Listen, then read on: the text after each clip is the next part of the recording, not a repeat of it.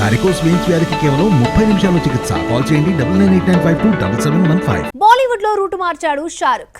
Class mass projects తో hat-tricks hits ని account లో వేసుకున్నాడు. డల్ గా ఉన్న బాలీవుడ్ లో జోష్ నింపాడు. దీంతో కింగ్ ఖాన్ నెక్స్ట్ ప్రాజెక్ట్ ఎవరితో అనేది ఇప్పుడు హాట్ టాపిక్ గా మారింది. 2023లో హ్యాట్రిక్ హిట్స్ కొట్టాడు షారుఖ్ ఖాన్. పఠాన్, జవాన్ తో 2 సార్లు 1000 కోట్లు వసూలు చేసిన బాద్షా, డంకీతో 500 కోట్లు రాబట్టాడు. డల్ గా ఉన్న బాలీవుడ్ ని బౌన్స్ బ్యాక్ అయితే చేశాడు. దాంతో షారుఖ్ నెక్స్ట్ ప్రాజెక్ట్ ఎవరితో అన్న చర్చ హాట్ టాపిక్ గా మారింది. రకరకాల పేర్లు తెరపైకి వచ్చినా కింగ్ ఖాన్ ఇప్పటి వరకు కొత్త సినిమాని ప్రకటించకపోవడం ఫ్యాన్స్ ని సైతం టెన్షన్ పెట్టే మ్యాటర్ గా మారింది.